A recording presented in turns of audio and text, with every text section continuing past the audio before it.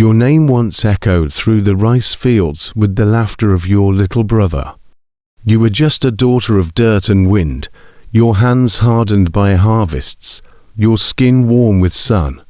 In your village, you knew the rhythm of crickets, the taste of barley gruel, the smell of soot from your mother's cooking fire, but the drought came.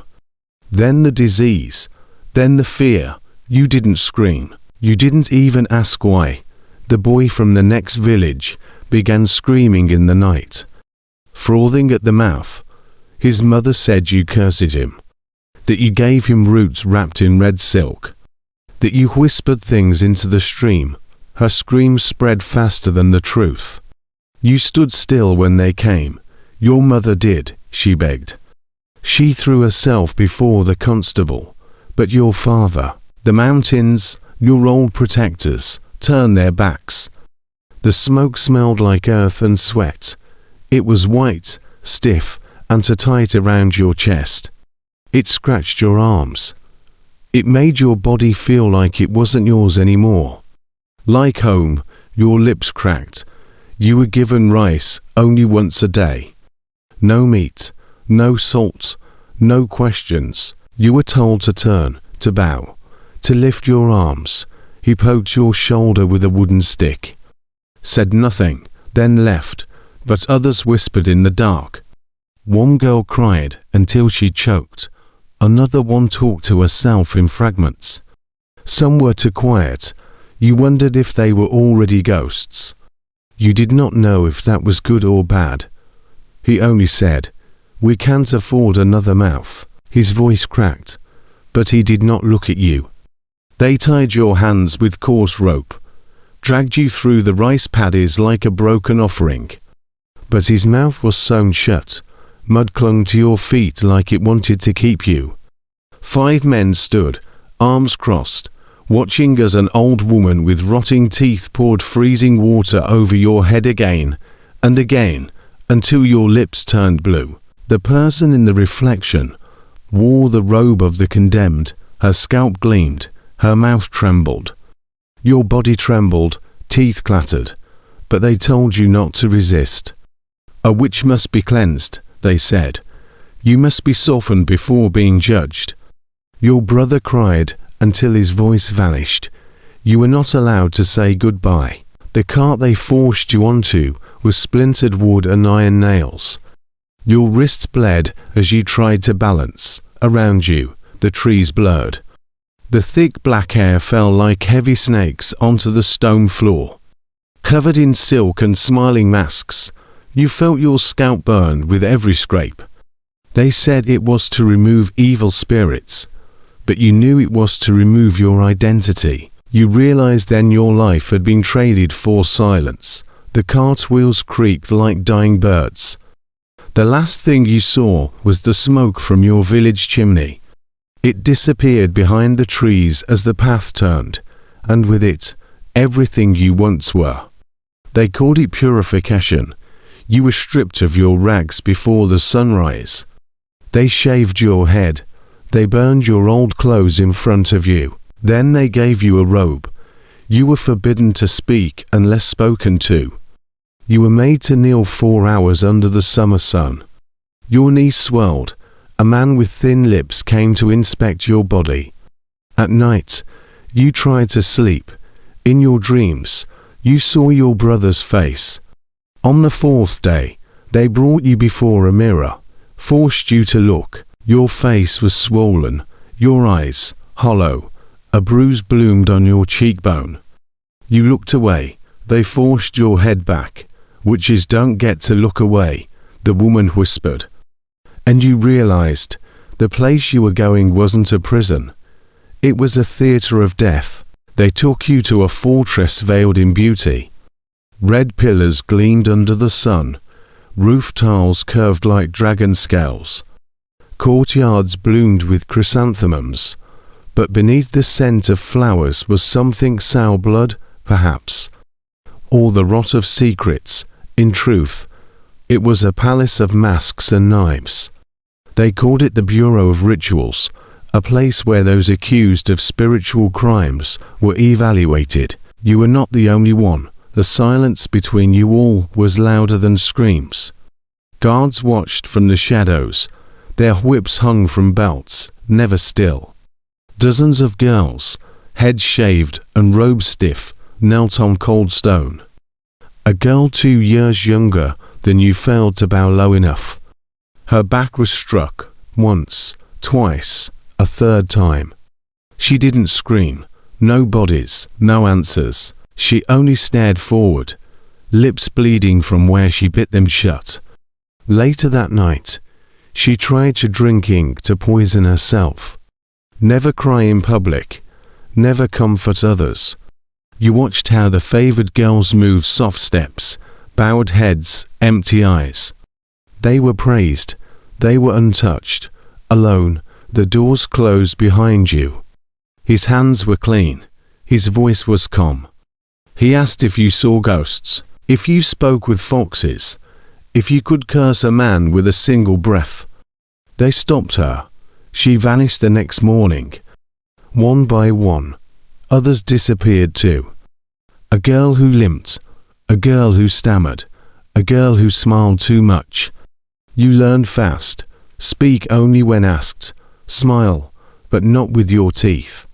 Lower your eyes, but not too low, never ask questions. You learned to hide your hunger, your fear, your thoughts. There were no friends, only mirrors with different faces. You listened to whispers behind doors, the way a hunter listens for deer. One night, you were summoned. She'd been in the palace since the last king's reign. No one remembered what her crime had been. Some said she once raised the dead. Others said she killed her own child to prove loyalty. You never asked, but the other girls avoided you after that. The head inquisitor wanted to test you. Just peeled it in silence, and bowed your head. You walked into the candlelit chamber. Burned herbs that made your eyes sting and your memories blur. You answered no, you bowed. A woman dressed in white and gold, whose voice could silence a room. She claimed to see the spirits of the dead. Even nobles feared her. She taught you the meaning of each guard's footsteps, the way a single nod could be a death sentence. You trembled. He smiled. You did not. When you returned to your cell, someone had drawn a red circle on your robe. You didn't know what it meant. You spent the night sitting with your back against the wall, eyes wide, body stiff. The air around you changed. You won't pray anymore. You were marked. For what? You didn't know, but the jungle had noticed you. The fear didn't fade, but it sharpened. Became a blade instead of a wound. You began to watch people more closely. The way the head guard always touched his earlobe before lying. How the food taster always blinked twice before nodding. A woman with a voice like ash took notice. Her name was Joseon. She cleaned the ritual rooms, scrubbed bloodstains from silk cushions, and she watched. One day, she left you a boiled egg under your sleeping mat. You said nothing. That was the beginning. Joseon taught you how to survive.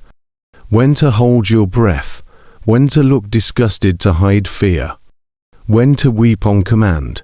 Then came the summons. You had been chosen to assist the royal shaman herself, Lady Nomhai. Lady Nomhai's quarters were quieter than the grave. You swept her floors, poured her teas. But one day, while preparing incense, you overheard two court ladies whispering behind the screen. There was no possession, just politics. They needed her gone. They'll use the peasant girl next. Your hand froze. They meant you. That night, a bowl of rice was left by your bedside. The scent was off, slightly sweet, slightly bitter, poison you didn't eat. In the morning, the bowl was gone. Later, a girl named Suri convulsed during the morning rites, died foaming at the mouth. She had slept in the cell beside you. You told no one. You smiled, you bowed, you lived, Your fingers began to move like spiders weaving silk. You weren't just surviving anymore. You were learning how to hunt. Lady Nomhai began to trust you. She called you her little crow. You learned to walk behind her like a shadow. Carry her scrolls, light her coals, prepare her scrying bowls. Nobles bowed before her, but never looked at you. That made you invisible. That made you powerful. When she read fortunes for the king, you watched. When she whispered to generals about omens and dreams, you listened. You memorized names, feuds, alliances. You saw which ministers trembled at which ghosts. Then came the turning point. A royal consort accused another of witchcraft. It was a Proyan old game: blame, accuse, remove.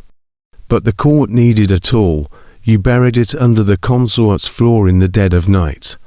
Hands shaking, heart frozen. They turned to Lady Nomhai. She turned to you, quietly, with better food. You knew who had done it, a rival assistant, jealous of your rise. She was beautiful. She was cruel. She had once spat in your tea. A silk sash, a room with a window. She was never seen again. You were to bring the proof. Hair wrapped in silk. A doll with pins. A scroll with blood writing. The next day, the palace screamed. Guards dragged the woman out by her hair. Her child sobbed behind her. No one asked how the evidence appeared. You were rewarded, but the air changed again. Someone tried to burn your room. Smoke licked the walls before the guards noticed. You woke coughing, eyes watering. You found her that night, alone, near the back shrine, torn, stained, still warm. You didn't speak, just placed a silk ribbon in her hand one you had stolen from Lady Nomhai, marked with forbidden symbols. The next day, the ribbon was found in the girl's bedding. Ministers fell. New faces filled the thrones and corridors. But you remained. She screamed innocence. Claimed a setup. No one listened. She was gone by nightfall. You wore jade pins in your hair and robes of ash-grey silk. You spoke little, but when you did, entire decisions shifted. You advised queens. You whispered in the ears of generals. You read dreams for the king. From then on, no one dared touch you. They called you the shaman's dagger. But then you looked down at your soft, clean robes and realized they were stitched with silence and blood. You still wept, sometimes, quietly, when no one could hear. You remembered your brother. Your mother's hands, the smell of rice and rain. They only saw the silk, the silence, the power. One night, Joseon disappeared. No warnings, no blood, just gone. You watched her kneel in the same courtyard where you once bled. You found her shoe near the east wall. You never cried for her, only bowed, once, in the dark.